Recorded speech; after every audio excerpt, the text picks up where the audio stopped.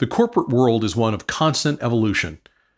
As new possibilities for disruption are identified, new regulations are developed to combat them, and organizations across the globe must grow and adapt their operations to comply with this new reality. Resilience professionals in every industry must be ever vigilant that their organizations are in compliance with the rules of the day. But what can they do to keep up with the growing number of industry regulatory bodies and international regulations? Today's webinar should provide some firm answers. Welcome. I'm Russell Wooldridge, Senior Director of Business Development for DRI International. I'm glad you could join us for today's presentation, Beyond Compliance, Getting Real About Regulations, DRI's latest webinar that looks at the current landscape for resilience professionals and how things could change in the future. Our presenters today come to us from a variety of industries. Bobby Williams has worked in the IT industry for 25 years in technical roles, vendor education, pre- and post-sales engineering, disaster recovery management, and business continuity management. He has BC and DR experience in programs for global financial companies, healthcare companies, and government power generation companies. Mike Mastrangelo is Program Director for Institutional Preparedness at the University of Texas Medical Branch at Galveston, where he is responsible for all aspects of preparedness. Priority risks for UTMB include hurricanes, disease outbreaks, and mass casualty incidents, as well as cyber intrusions. There's a high concentration of chemical industrial plants in the Galveston area, and UTMB works with regional public and private entities to assure readiness for any incidents and assure continuity of healthcare services. And Al Berman. Al Berman is the president of the DRI Foundation, past president of DRI International, an NFPA committee member, a member of the ASIS BCP Technical Committee, a member of the Committee of Experts for ANSI-ANAB, a former member of the New York City Partnership for Security and Risk Management, and the co-chair of the Alfred P. Sloan Foundation Committee to create a new standard for the U.S. Private Sector Preparedness Act. To ensure the best audio quality, we ask that everyone in the audience please mute your microphone, clicking the box in the upper right-hand corner of your screen. If you have questions you'd like answered, you can submit them during the presentation. Our speakers will answer them in a post for Drive, DRI's biweekly e-newsletter, when the presentation is made available on the DRI website. Let's start with Bobby Williams, who's going to give us a better view of compliance from the financial sector. Bobby? Thank you for allowing me to be part of the webinar today. The documents that I mentioned are all referenced in the slides, and they'll be available to you at the end of the webinar. I'll be looking at the U.S. regulations, standards, and some guidance documents that are around the financial sector. Now, I'm going to focus on 4 regulations and guidance documents, mainly 17 CFR, Code of Federal Regulations, 23.603, which relates to business continuity and disaster recovery for commodity futures trading. Then also going to look at the Board of Governors of the Federal Reserve System, their interagency paper on sound practices to strengthen the resilience of the U.S. financial system. And then FINRA, the Financial Industry Regulatory Authority, their Rule 4370. And then the Office of the Comptroller of the Currency, the OCC, Bulletin 2015-31, which relates to cybersecurity.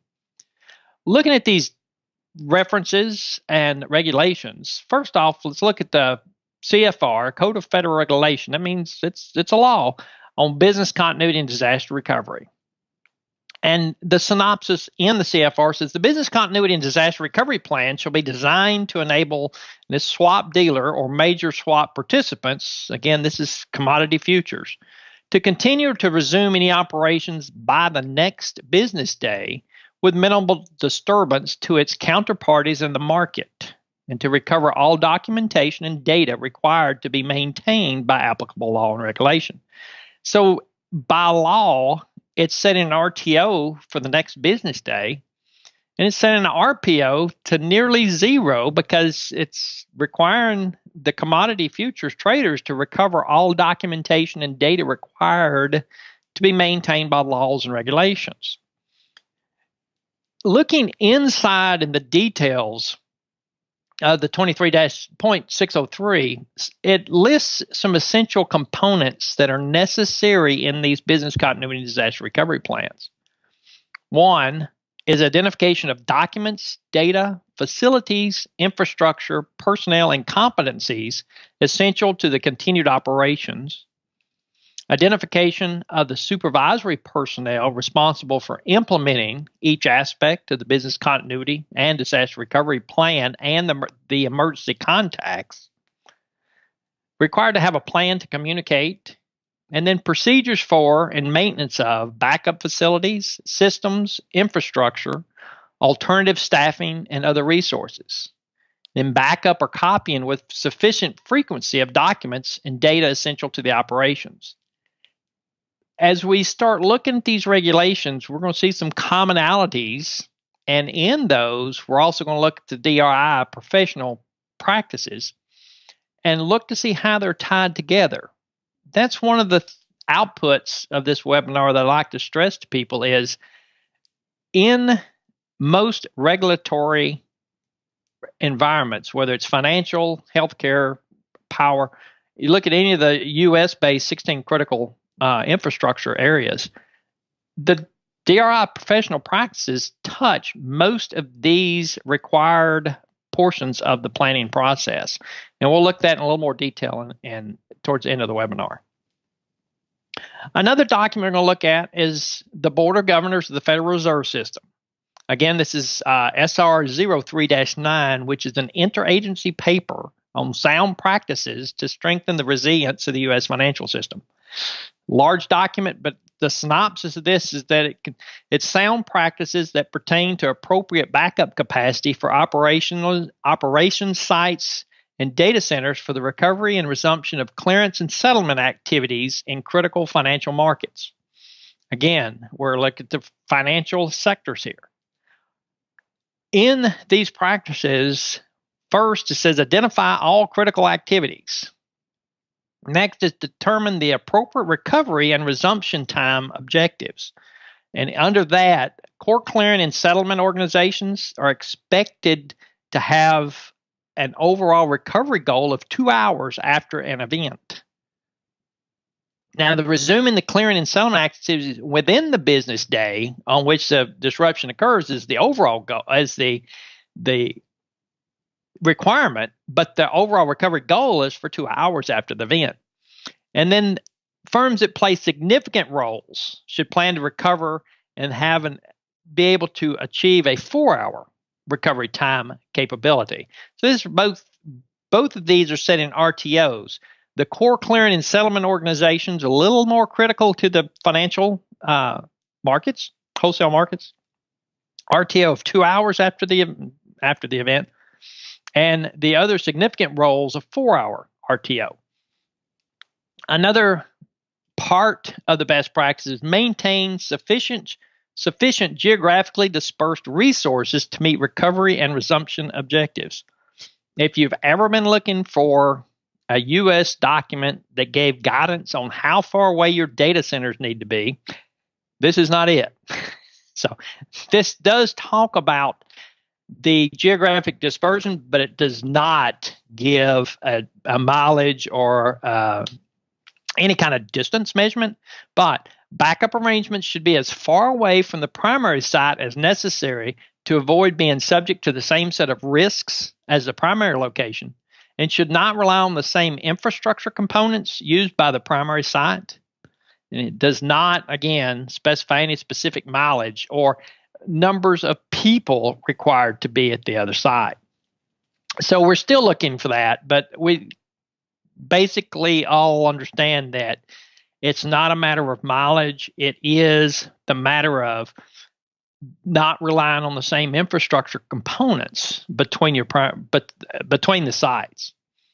Another sound practice based on the Board of Governors of the Federal Reserve is to routinely use and test the recovery and resumption arrangements exercise. It doesn't matter how good you think your plans are, if they're not tested and modified, made better, then they're just out of date. The next item we're going to look at is the FINRA financial industry documentation. And with FINRA, there's a lot of things, a lot of agencies come into FINRA, and that gets into the just the overall financial market, and a lot of traders, stocks and bonds. So they're under the Financial Industry Regulatory Authority. Not necessarily some banks. The banks are under the OCC, so that's one of the differences between the two. But as we look at the FINRA Rule 4370, again, I have references and links to all these documents in the slides. But the FINRA Rule 4370, it gives a firm the flexibility in designing a business continuity program. And it may be tailored to the size and needs of the firm, but at a minimum, FINRA says it must include the following elements: a data backup and recovery for the hard copy and electronic data. Document all the mission critical systems. Document the financial and operational assessments. The alternate communications between customers and the firm, and between the firm and the employees. Crisis communications, emergency communications plans. An inferred task there is you better make sure you have the contacts. An alternate physical location for the employees. The critical business constituent, bank, and counterparty impact. Regulatory reporting. Communications with the regulators. And then also, how is the firm going to assure the customers that they have prompt access to the firms and securities in the event the firm that it's unable to do business? How would the financial firm ease the burden or the stress on people that are saying, "Hey, where's my money?" or "Where are my securities?"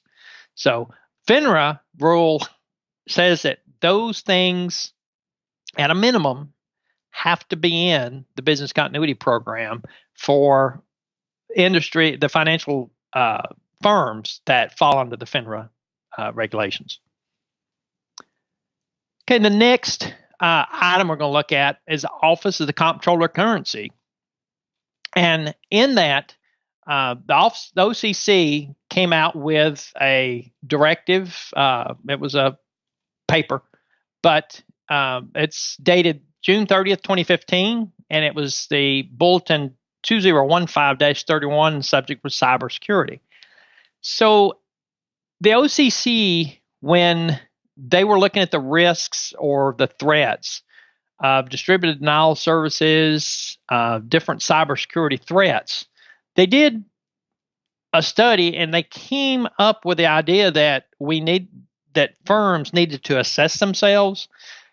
Instead of writing something new, they went out and looked at two documents. One of them was the Federal Financial Institute, the FFIEC Information Technology Handbook, the IT Handbook. Another was the NIST Cybersecurity Framework.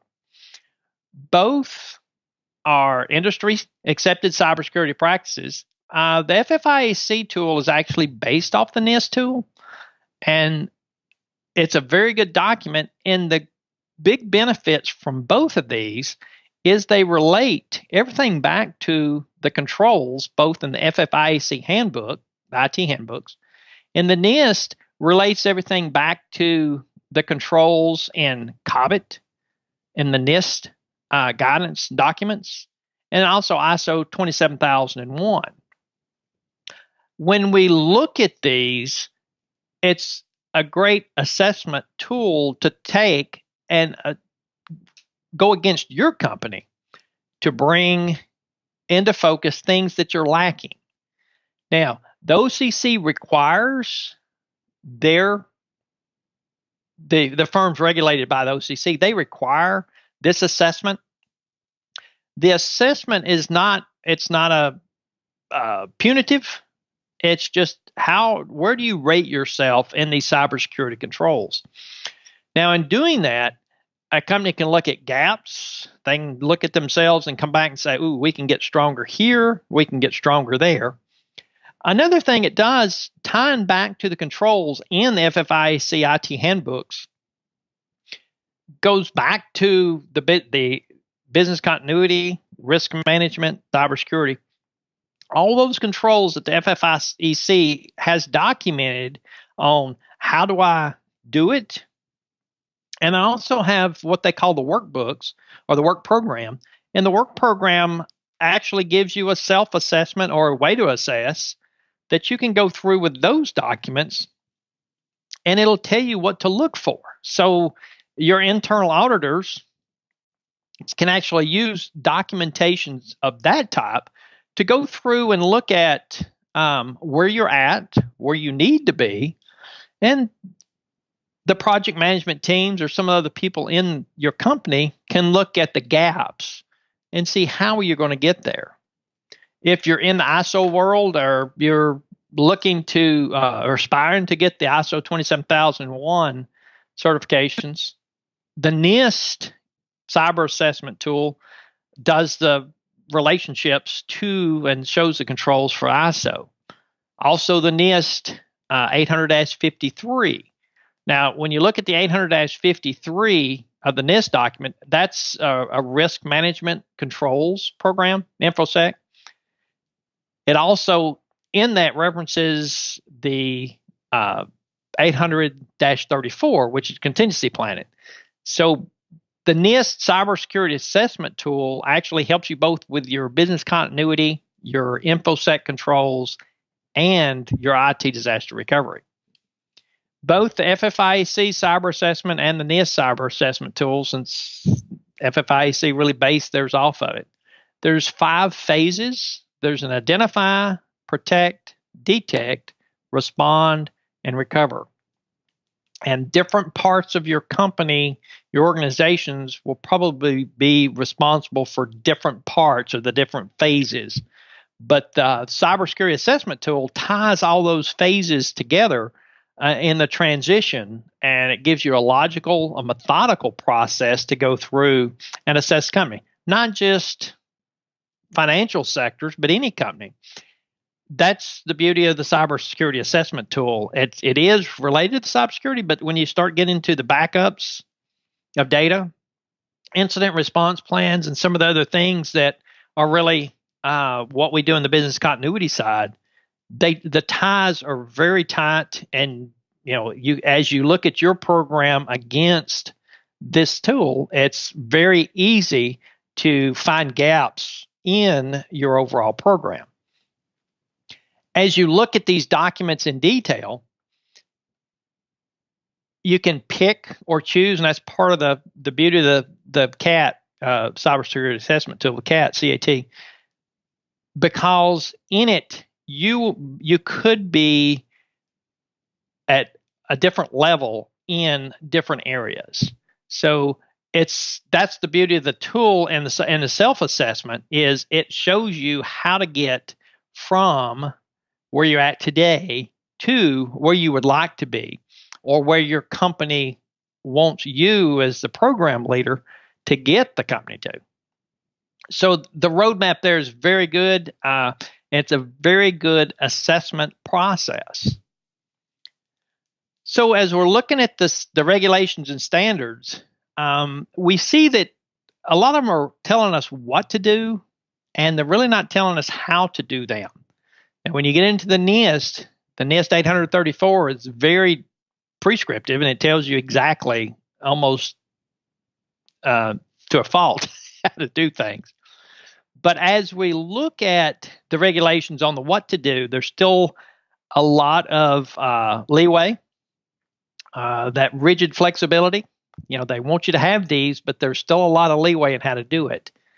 When companies start looking at what am I supposed to be following, that to me is the Holy Grail, because unfortunately in the United States, it's hard to figure out exactly which regulation, which standard, which guideline, what am I supposed to be following?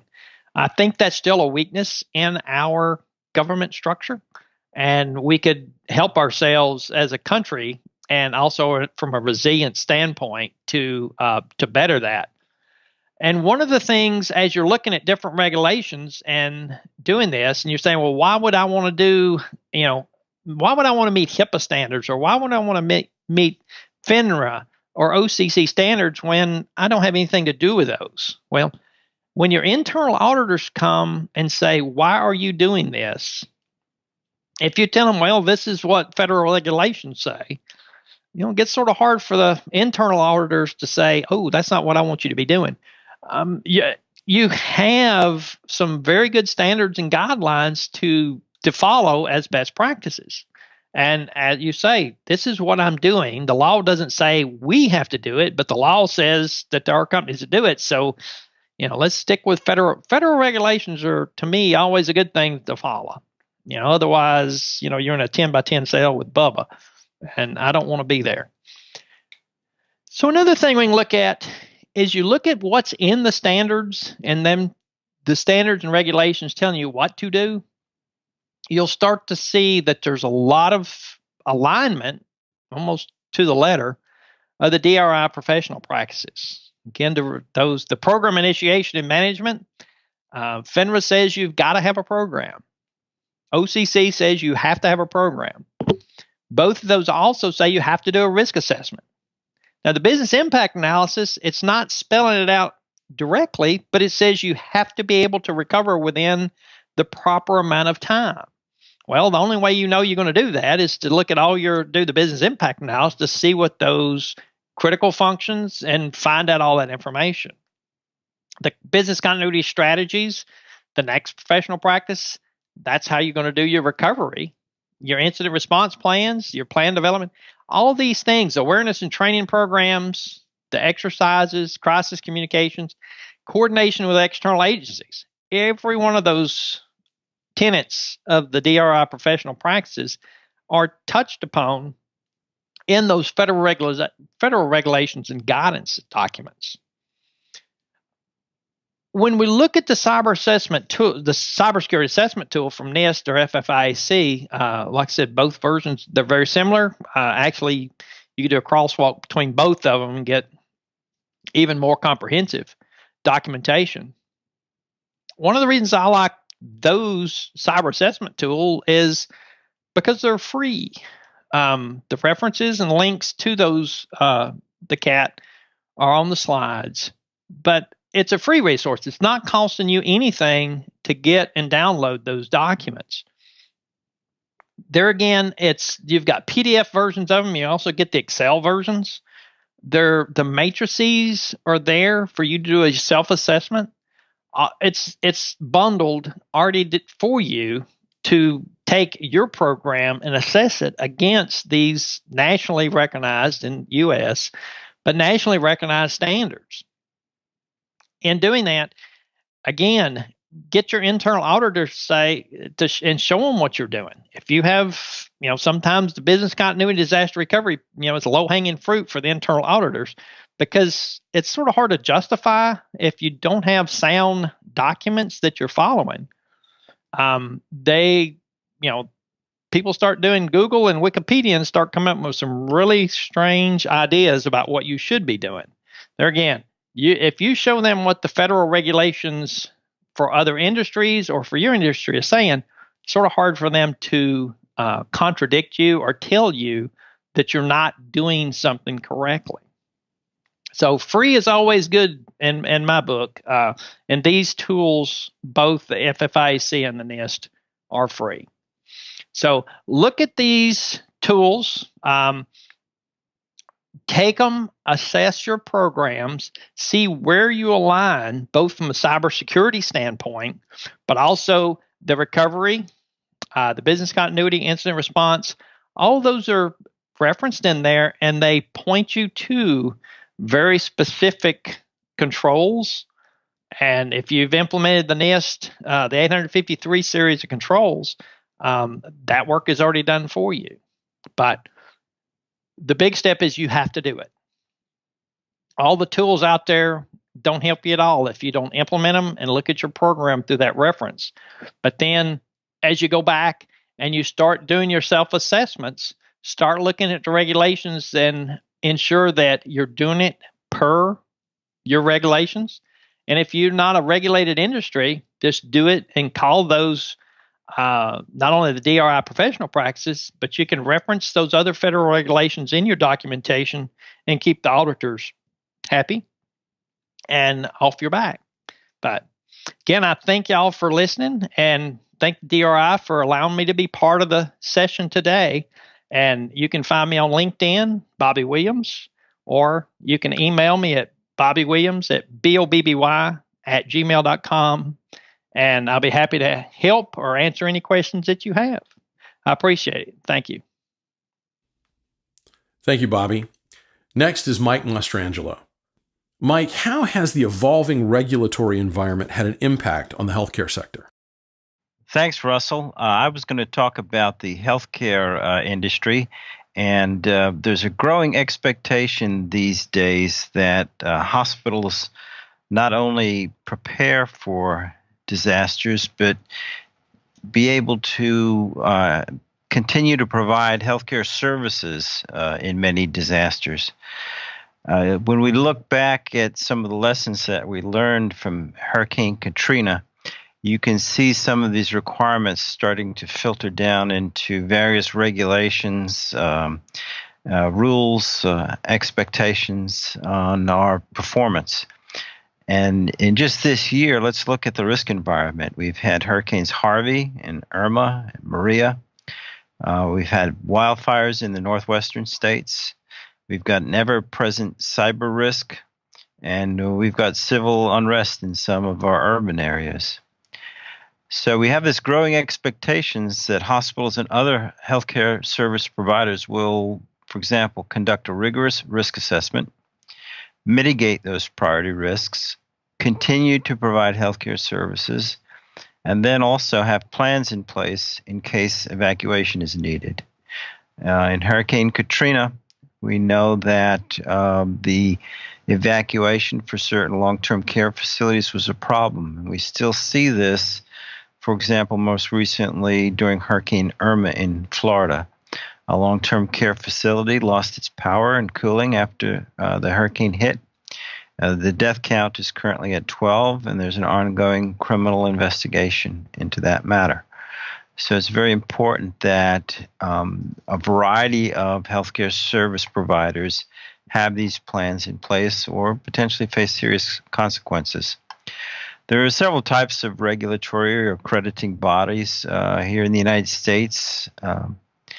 The Centers for Medicare and Medicaid Services promulgate rules. There are accrediting bodies such as the Joint Commission. Each of the states has a Department of Health, and in many cases, those departments of health license and regulate healthcare facilities. And my own particular institution is an academic medical center. So in addition to the health regulations, we also have regulations associated with being an institution of higher education and certain rules that come down from our Board of Regents. And then some other state agencies may be involved as well. One unique aspect about healthcare is that sometimes we'll enter into these increased rules by virtue of entering into a contract. And since 9/11, the United States has been very interested in improving our ability to provide health care during disasters or potential terrorist events. And on one aspect of that is through the Department of Health and Human Services and their Assistant Secretary for Preparedness and Response. They run something called the Hospital Preparedness Program. And that program has identified certain capabilities, and in return for grant money and signing a contract, hospitals enter into a contractual relationship where they're required to work toward meeting those capabilities for emergency response. The Centers for Disease Control and Prevention also do the same sort of thing for public health. And they've established what is called the Public Health Emergency Preparedness Program. They also have a set of capabilities. Since these programs have been in place, there have been numerous efforts to streamline and coordinate those capabilities for healthcare and public health so that we're working toward a common goal and taking a common approach. I'll say most recently, the Hospital Preparedness Program, they've narrowed down the number of capabilities to 4, and there are various subcomponents to each of those. But one of the major ones now is what they term continuity of operations, or what might be more commonly known outside of government as a business continuity plan. So that's one of the things that hospitals and other healthcare organizations have to do now, is develop a robust continuity of operations or business continuity plan. There are some of the key concepts that are being used in a framework to improve our preparedness at this point are the idea of healthcare coalitions and whole community response. In the old days, the concept in responding to an emergency was that hospitals would surge in their capacity, which this implied, having a reserve capability available. So this means having additional staff, having additional beds, having additional medications and supplies available just in case there's an emergency so that the hospital could respond quickly if something were to occur. These days, in the economic conditions that we're in, that's not economically feasible for most healthcare organizations. And so one concept is called immediate bed availability. And what this implies is that the hospital sort of continuously reverse triage its patients and look to see which patients can be discharged as soon as possible. This saves them money. It saves the healthcare system money. But the other thing it does is frees up beds. And so, for example, if the hospitals in a given region can free up 20% or so of their bed availability, what this translates into is a 20% across the board bed availability should there be some kind of emergency that they need to deal with. So it's not as if they are, building reserve space with reserve beds that are only being used in an emergency.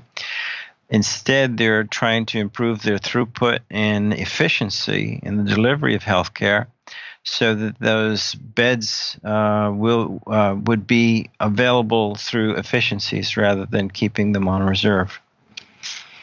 And so this implies that the hospitals will be working together. And so, for example, in our region, we do consistently report that availability to a regional organization, so that if an emergency were to occur, then very quickly they'd be able to determine how many beds are available immediately, and then how many could be made available in a short time.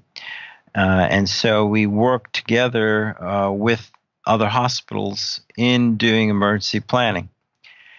And while hospitals may compete very rigorously in other areas, one of the things that we do today is cooperate on emergency and continuity planning.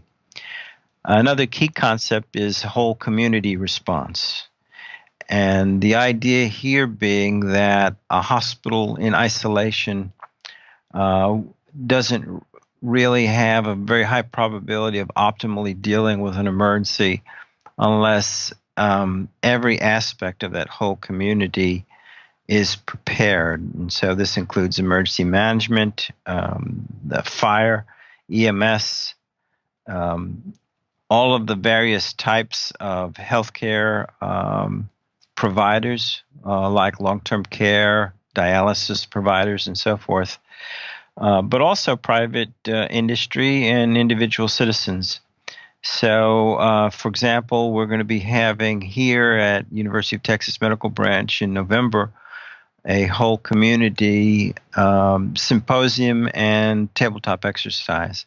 And so the concept being is that we want all of our citizens and residents, our major private industry, and also our responding agencies to be not only familiar with what the risks are and what plans for response are, but to be familiar with each other's plans and to know that as a community we've got a plan. The Centers for Medicare and Medicaid Services published a new rule a few years ago. It's going to go into effect next month. And this rule is specifically targeted at improved emergency preparedness. One of the goals, again, is to make sure that healthcare organizations can stay open during emergencies and disasters and to continue to provide services. It also, while there have been regulations and accreditation standards for hospitals for many years, this new rule is going to extend to 17 new types of providers. So they'll be captured into this rule. I won't give the whole list, but it includes things like critical access hospitals, long-term care, and those kinds of organizations. And what the rule requires is, first of all, that a risk assessment be completed. And then an all hazards emergency plan be developed. And then that policies and procedures are put in place based on the risks and that emergency plan. And then training and testing of the plan be conducted. One of the things that they're looking at, and this is a lesson learned from many recent incidents, including Katrina, including ex-tropical storm Sandy, is that many facilities have emergency power, but in some cases, those generators did not function during the emergency, or, for example, they may have provided emergency power to certain equipment, but they didn't provide cooling. And in the southern United States, if you can't control temperature and humidity in the hospital, you can't stay open. And so the rules are being enforced a little bit more in regard to having emergency power and utilities available in an emergency that provides things like cooling, if that's something that's critical in your area. So, for example, here we are on a barrier island, 10 feet above sea level on the Gulf Coast. So we have to be sure that our emergency power is robust. It provides power to our chillers and the dehumidification, and that it should be available during a hurricane flood, during a wind event, or any other kind of incident that might be on our priority risk list or something that we can expect to happen. One key item here for long-term care facilities, in the past, some facilities' plan amounted to sort of a vague expectation that ambulance would come to move their residents to a hospital if there was an emergency. And under the new CMS rule, that plan needs to be a little bit more, or actually a great deal more rigorous than that. It has to be very specific. The long-term care facilities should do their homework and make sure that if they're contracting with a private ambulance service, that that company is not contracting with so many long-term care facilities that they wouldn't be able to provide that service if there was a real disaster. And then really a hospital is not the place in most cases where people in a long-term care facility need to go. They basically need to go to an area that's not affected by the disaster. That's going to be the safest place for them. So these are things that they're looking for in terms of the continuity of service, and evacuation plans for long-term care facilities.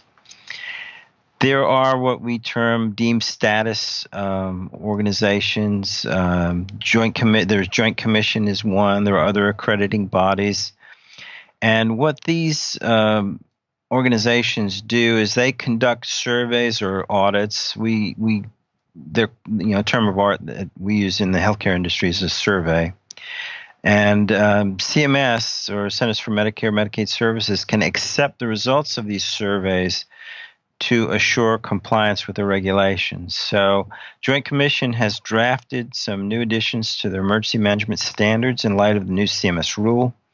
And my understanding is at this point, CMS is reviewing those proposed standards, and that there should be some approval to those standards prior to the CMS rule taking effect in mid-November. And so some of the key Joint Commission requirements that, again, are being put in place in order to meet the new CMS requirements. One is that there's an expectation that cybersecurity threats will be on all hazard vulnerability analyses or assessments. Hazard vulnerability analysis is the term that we generally use for the risk assessment that's required. Rather than developing new rules, Joint Commission will treat cyber as a utility under the emergency management standards. And so therefore, plans and policies need to be put into place. There needs to be a mechanism to respond to any incident. Exercises and any kind of real incidents need to be documented with an after-action review.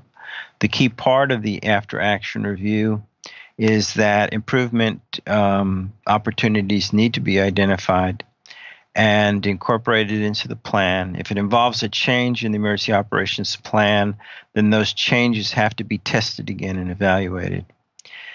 We have in Joint Commission parlance what's called an Environment of Care Committee, and we need to be able to explain to a surveyor or auditor how that Environment of Care Committee addresses the risk of cybersecurity. Another element is that we have to have a continuity of operations plan or business continuity plan. And CMS lists an emergency communications plan separately. We don't know at this time if Joint Commission is going to require a separate emergency communications plan from the emergency operations plan, or they would simply accept an emergency operations plan with an annex or an appendix that addresses emergency communications. So we're waiting on more guidance on that. The other important factor is that the survey methodology has been tightened up a bit. And in the past, you might be able to or expect to be able to get through a survey with no or very few findings. But we're being told now in future surveys or audits to expect that there will be some number of findings. So they're tightening up the standards a bit. Let me give you some examples for UTMB. We recently went through Hurricane Harvey, and we are the Region 6, Health and Human Services Region 6 Ebola Treatment Center. So that's the 5-state region around Texas. And then we have a specific response plan. We have a large presence of what's called hydrofluoric acid in the industrial area around us, and so we have a specific plan for that. But for Hurricane Harvey, some of the things that we do in terms of preparedness, one is that we modeled our campus, which consists of over 100 buildings, and we looked for the lowest point of vulnerability for each of 14 different building systems. And we put that all into a database, did some programming so that we can enter in an expected flood level. and then that will give us a output that includes the buildings, floors, and rooms that would be affected by a flood of that level. So one of the things that allows us to do is prior to a storm, we could do emergency protective measures for those critical facilities that could be impacted. In the building that we've done since Hurricane Ike, the new hospital and clinical services wing is built to withstand a 25-foot storm surge.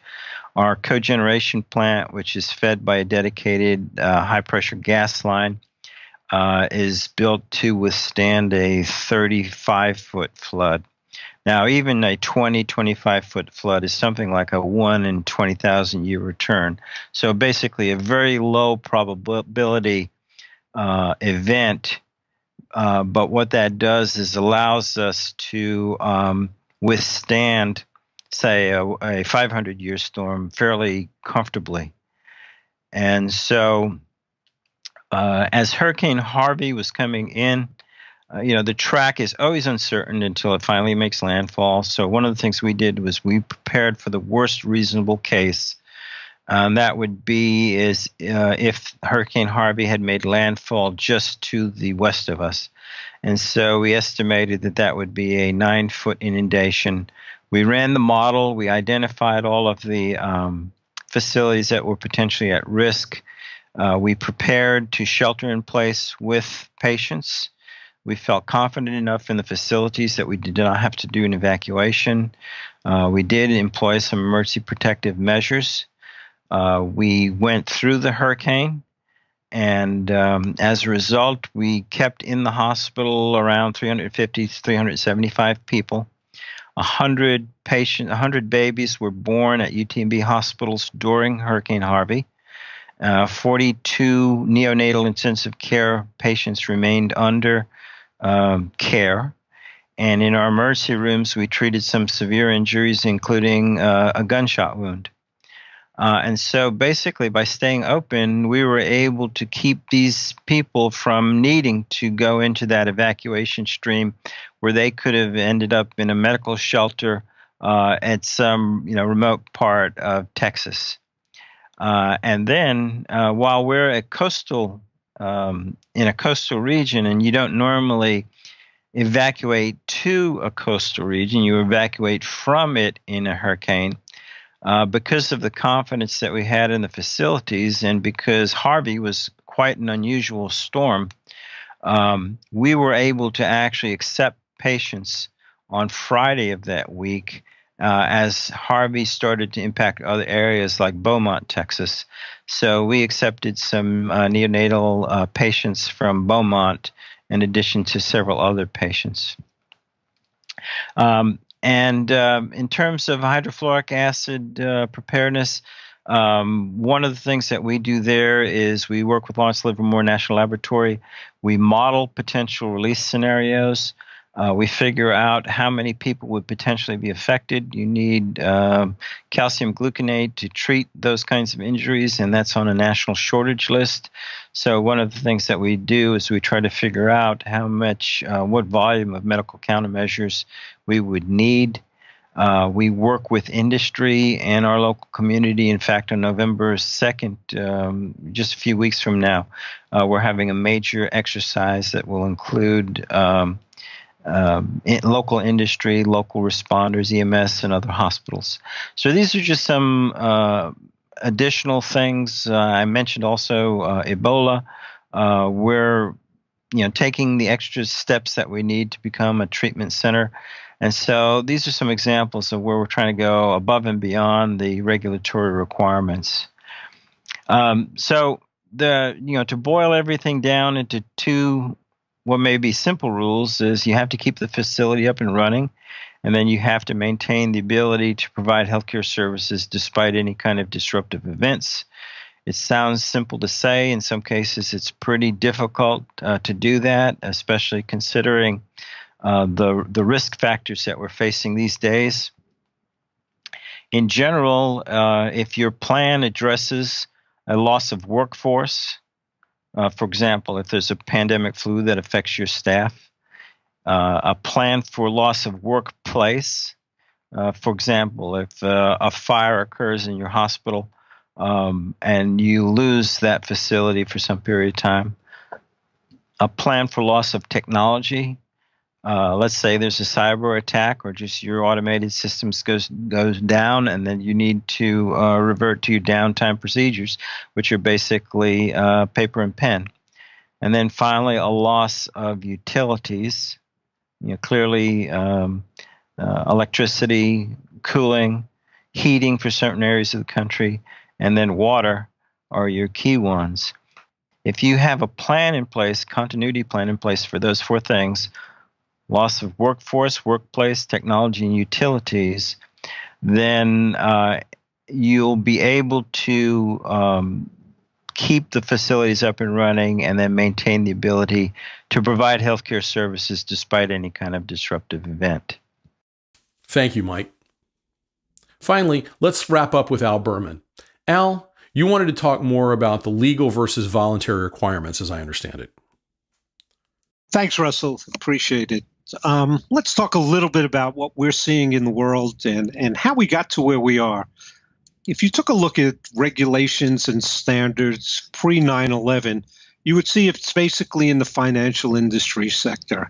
It expanded a little bit with the inclusion of new standards put out by NFPA, standards put out by ISO, BSI.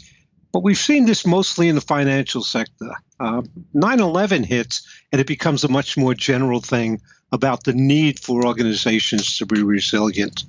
But we also see it, for example, in the utilities in FERC and NERC, talking about how do we keep the vital infrastructure going? How do we recover from disasters? And it's much related to terrorism as it really is to weather and other incidents that affected our utilities and our infrastructure. But we start to see a huge increase in it. And then we start to see laws being passed, PS prep. We see a slew of regulations, and then we see standards emerging. And I think it's important at this point to talk about a little bit about the difference between what we see and what laws are and what standards are and what regulations are, because it's important to understand what you have to comply with and what you don't have to comply with what is voluntary. And so as we first look, we all understand laws. Laws are created by duly authorized governments, federal, state, municipal, local. They usually go through a legislative process and are enforceable at the executive branch. We know what happens if you break a law. They're punitive. You can be fined. You can be imprisoned. The basis for litigation against your organization and as an individual. And so laws are totally clear as to what they do. As we start to look down at a level lower than that, we start to look at regulations. And again, regulations are created by government bodies or sometimes industries. They tend to be reactive to a situation. So right after 9/11, we see a lot more regulations. Right after the attack on Target, for example, in the cyber community, we see more regulations coming out on how we govern cyber. But they really are punitive. You could be fined, you could be shut down. And they're typically subject to an annual audit by a third party. And if we look at a third party, it's an independent party. So if you look at first party, that's really a self-assessment one. Second party assessments are done by interested parties, i.e. an organization does it for its supply chain. And then third party assessments, which we're all familiar with, done by large audit firms. And the good thing about regulations are they're performance-based. There's a way to measure how you've done, and they're prescriptive. They tell you what to do. When we talk about standards later on, you'll find out they're neither of those. Regulations become board issues, and they really are going to be expanded, as we'll see later on, into vendor requirements and suppliers. When you start to look at standards, you start to look at things that are voluntary. So standards are non-punitive. If you don't comply with a standard, nothing happens to you. They can be a conformity assessment, technically, as opposed to an audit, first, second, or third party. But understand that they are totally voluntary. So if you look at what a standard was meant to do, it was meant to bring best practices to the fore. But again, it's not performance-based. It doesn't tell you how to measure it, and it's not prescriptive, so it doesn't tell you what to do. And so that's the basis by which we start to look at what if the general term for governance. I think once we get through this, you'll start to understand why people are somewhat concerned. And I don't want to spend a lot of time on standards, but I will tell you that there are issues that standards sometimes will conflict with regulations. And when that happens, you start to look at the hierarchy, laws, regulation, and standards. So standards will always mention regulatory requirements, whereas regulations never talk about standards. And you'll start to understand that there are some people who feel that there's a potential disincentive pertaining to undertaking preparedness certification with standards because it doesn't have the same client privileges that audits do.